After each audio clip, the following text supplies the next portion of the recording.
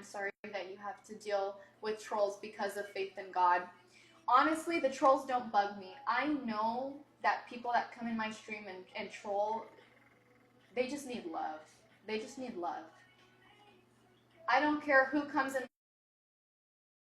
my stream and who's mean to me and who calls me dirty names. I love you no matter what. You can call me the dirtiest, rottenest names in the book, and I will always love you. And I will always pray for you that you make it to heaven, because that is what I believe in. Whether you believe it or not, I will always pray for you.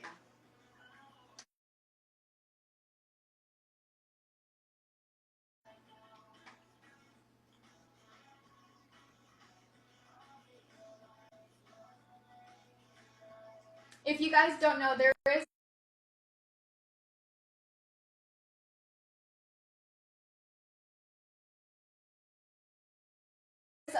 a preacher that I do. His name is Ask Cliff. And Ask Cliff, he has some really good points. If you guys have never seen him before, he goes to college campuses. Actually, Cliff was somebody that helped me better understand the Bible. Ask Cliff, just search up Ask Cliff on YouTube. He goes on college campuses, and a lot of people ask him questions about the Bible that they don't understand, and he answers or tries to help people understand it. Yeah.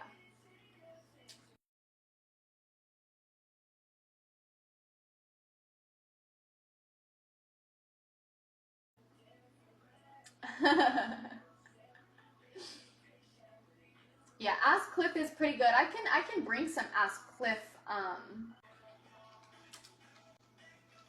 Let me bring some of this up. I'm gonna bring Ask Cliff up for you guys. Let's see if I can better. Let me see here. Where is it? Where is it? Okay.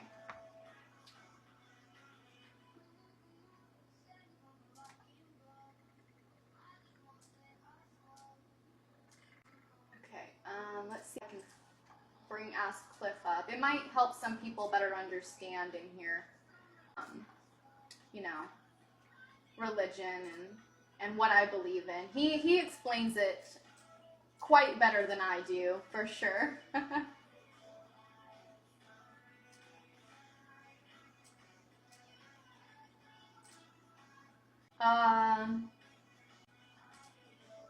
the one? Let's do, let's see here. He has a lot.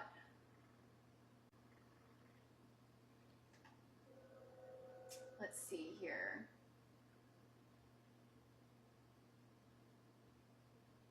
Let's do this one.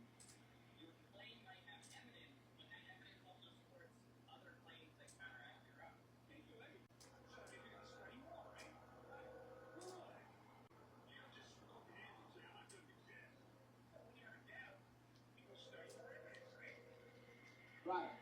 Good. So, it's the evidence that God exists. Order and design in the cosmos point to an intelligent mind. In all of my observation, this dressed the Give way me 1 he is, second, guys. not by accident.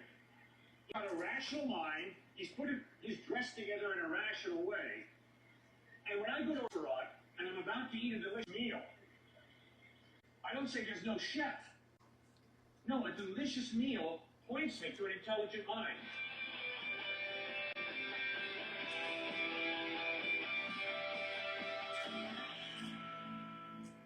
So who made God? Nobody. God is eternal. If God is order and creation, then that implies some sort of organization and structure. So if God is organization and structure, then doesn't that imply... Okay. Your claim might have evidence. That evidence also supports other claims that counteract your own. Okay, good. So that means we got to study, right? Right. Good. Okay, this is You Ask just Cliff. throw up your hands and say, oh, it doesn't exist. No, when you have a doubt, you go study more evidence, right? Right. Good. So, what's the evidence that God exists? Order and design in the cosmos point to an intelligent mind. In all of my observation, this guy is dressed the way he is, not by accident. He's got a rational mind. He's dressed together in a rational way. And when I go to a restaurant and I'm about to eat a delicious meal. I don't say there's no chef. No, a delicious meal points me to an intelligent mind. This is Ask Cliff. I love this guy. I'll look into Richard as well. So who made God? Nobody. God is evil. If God is order and creation, then that implies some sort of organization and structure. So if it is organization and structure, then doesn't that imply a conscious creator behind God? Okay, good question. Everything that has a beginning has a cause. The universe has a beginning, therefore the universe has a cause. But how do we know the universe has a beginning? Just the Big Bang. Before the Big Bang, Right. there was something. It was sort of beyond the scope of time. So what he's trying to say is, how does it exist if there always has to be something? It's the same with science. There always has to be something. Something just always has to have been there. What we're capable of perceiving, but I choose that it's God. generally speaking, matter can't be created or destroyed. So, in the same way that you're suggesting, the universe is eternal. The universe has always existed in some form, and it will always exist, even if it's in some form that we're capable of perception. Before the Big Bang, there was nothing. So, what evidence do you have that God did not exist? I have to ask the question, is it more reasonable to believe something comes from nothing, which is what I have to believe if I say there is no God? Because we've got something here. I just came from nothing. No, he didn't come from anywhere. He is eternal. And when I begin to study science and realize, wait a second, the universe is not eternal, time and space are not eternal. Time has a beginning, space has a beginning. Then I have to ask myself, is it more reasonable? Not can I prove. I can't prove any of this. But I've got to ask myself, is it more reasonable to believe that something comes from nothing or something comes from someone? Okay, so what is your better alternative to God? I'm religious in some way. Generally, if God existed, then I feel like there would be, maybe some organized religions that weren't so. Okay, good. Really? Like, if there is, as you claim, like this reasonable assumption that God exists, Right? surely the number of people who can make that assumption and thus decide to follow God's teachings would be the majority. And while the majority of the world population do believe in some sort of God, they certainly do not follow the teachings. But if you read texts, like Good. Christians, for the most part, Yeah. like to preach, love and acceptance. Yeah. But don't really practice that. So if you're arguing that there is this reasonable assumption that God exists, Yes. then it creates this implication that no one gives. God chose to limit his power by giving me a free will, which means I can take out my wallet and give him money for I can hold back and smack him in the face. God makes me do neither. You have a free Which will. means I am responsible for whether I beat him or smack him. It is impossible for God to create a free will in Clef and then program me to have to feed him. Impossible. Yep. It is impossible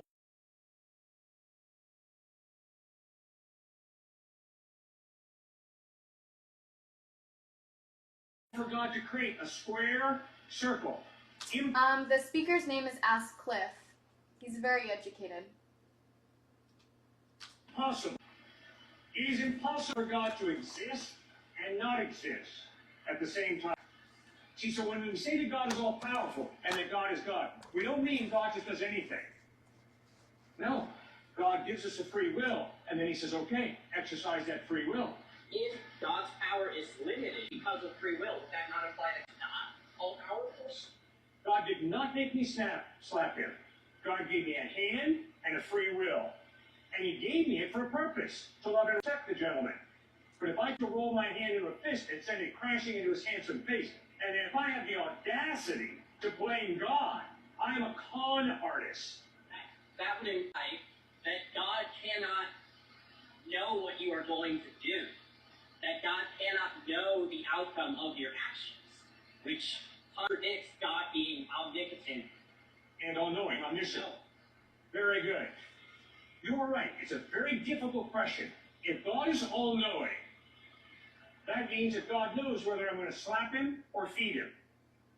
So how can I have free will if God knows what I'm going to do to this guy if I do it? Exactly. Okay. I think that God knows what's going to happen, but he allows us still to choose our path.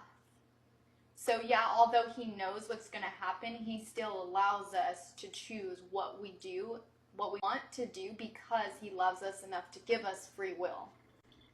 That is the whole issue that we were flirting with earlier about God being outside of time. I think in terms of yesterday, today, and tomorrow. I do not think in terms of it's all the same. I am locked into time. But God is outside of that dimension of time, which means God is in the eternal now. Which means God sees yesterday, today, and tomorrow in one glance. And that is something I believe that we cannot comprehend. Not yet, at least. Which means it's not because God has programmed me to hit him that I hit him. God knows I'm going to hit him because he is outside of the dimension of time. And he sees tomorrow, today. That's what the Bible means when it says God is eternal. He's not limited to time. Guess what? It doesn't make too much sense to me. You know why? Why not? I am locked into time. So when I talk about a being who is outside of the dimension of time, whoa, that's a mystery to me. I can begin to I also believe what you said, Attack. I don't believe God has a gender. grapple with it, but I can't understand it totally, that's for sure. The Bible is, to some extent, a primary historical source. Okay? Even if it was sort of a product of time, or rewritten and retranslated dozens and dozens of times. Not rewritten, retranslated. So they're saying that the Bible was rewritten. Cliff is trying to say, no, it was not rewritten. It's been retranslated. That's what I was trying to tell you guys. Because we can't understand the language as much that time, and God also speaks in metaphor. Remember, I am the light. Now, God is not saying He is of light, right? Because He speaks in metaphor. So the Bible is trying to help people better understand. That's why they're saying it was rewritten, but not rewritten to the point where it's completely different. It's rewritten so where you can understand it. That's what he's trying to say. Let's keep listening.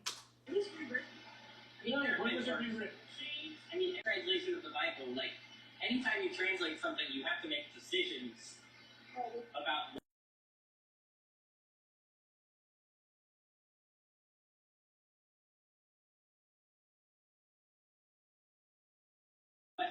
because things are translated one to one, so you have to make decisions about what meanings you're going to carry over. Okay. That's fair. The first one that comes to mind is one that Christians like to use, which is, I don't remember the exact verse, but man shall not lie with another man, something like that. Yes. Yes.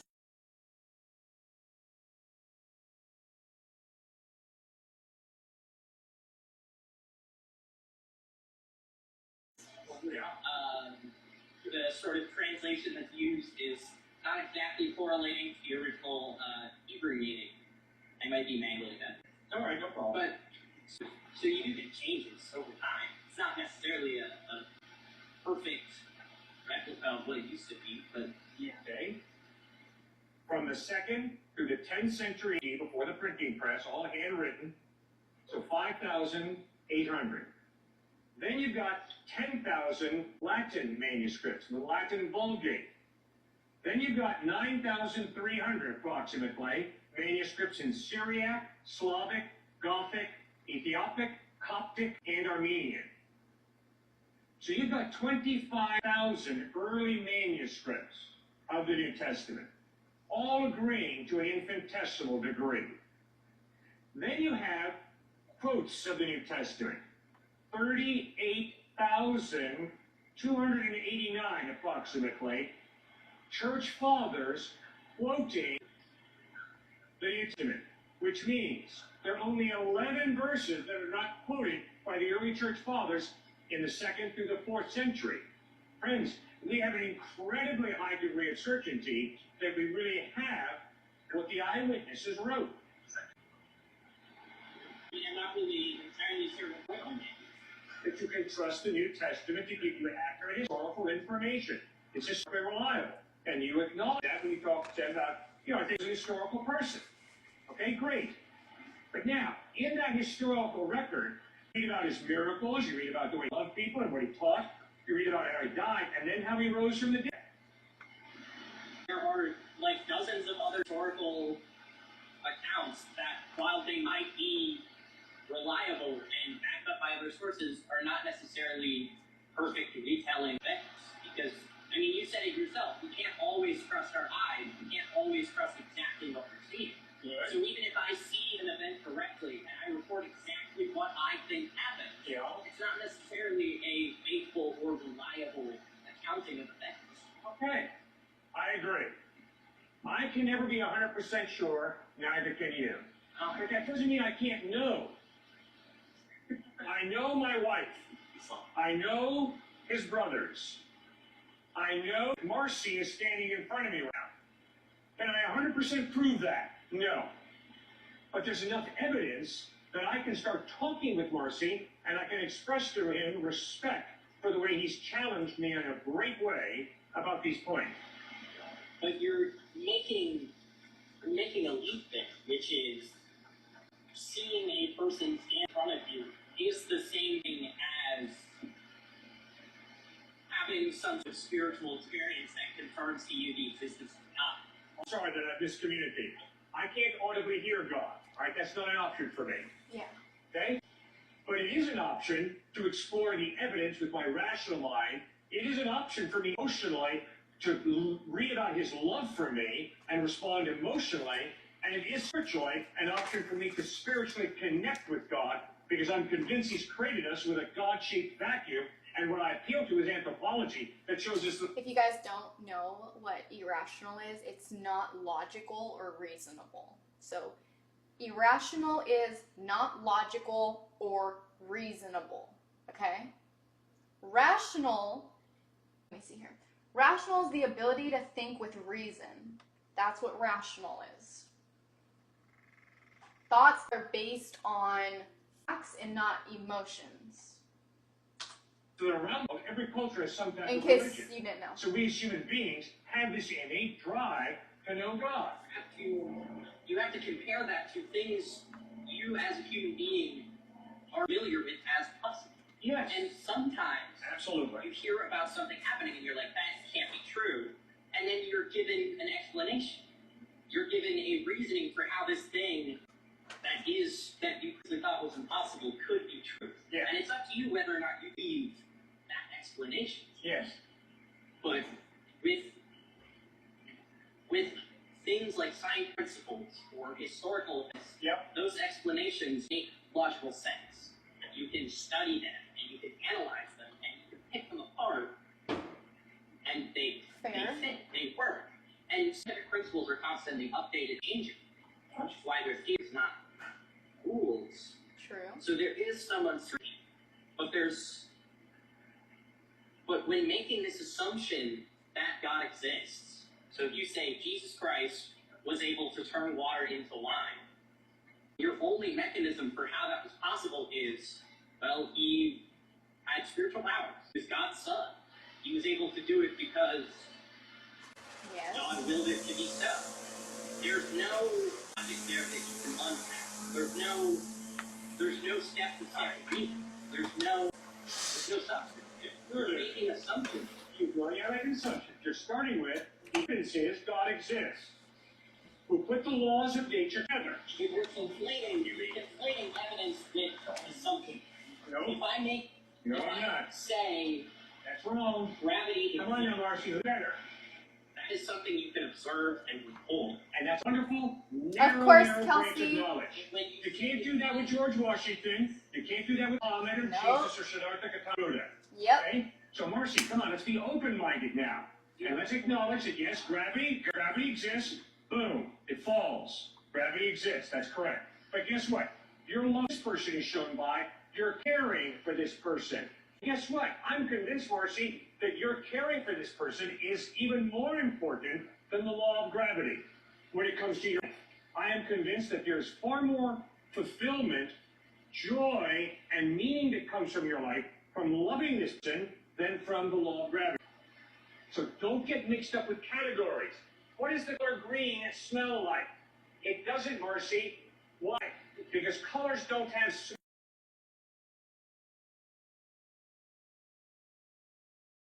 smell. It's a different category. Smell and color. What does middle C look like? Middle C doesn't look anything, Marcy. Middle C is a newt in the smell. Did you hear? I think you're purposely misinterpreting. No, I'm not. I'm taking your thinking seriously, and I'm jamming on the thinking, not you, the thinking. What is your personal stance on like Christians or like God or like LGBT people? You love everybody. Jesus Christ loves everybody. Gay, lesbian, bisexual, heterosexual, rapist, every fornicator, every adulterer and adulteress. God loves all of us so much that he sent his son Christ to bleed and die on a cross to forgive us. As real smooth, grouping gay people with the rapists. And the adulterers and the fornicators and the guys who lust like me. We're all the same, guys. We're all the same. I've got feet of clay just the same way you both do. I'm a sinner the same way you both are. I'm also valuable the same way you guys are because we're all created in the image of God. And guess what? Favoritism is a sin. And judgmentalism is a sin. So I'm not here to judge you, but I am here to think with you and to answer your hard issues that you raise and respect you and appreciate you raising those issues so thoughtfully. Stuart, what do you say? Practically speaking, there are so many... This is his son, by the way. His son was not a strong believer in God at one point of his life. He didn't care. But now his son is speaking with his father speaking at college campuses with his son. So this is his son. I forgot what his name was, so I apologize for that. But this is son speaking now. So he's going to give like a little bit more of like his because Cliff explains things and not everybody can understand the way Cliff explains it. So now his son kind of explains things. Because, sometimes people can explain things in a better way to help you understand than other people can, because some people use different wording, so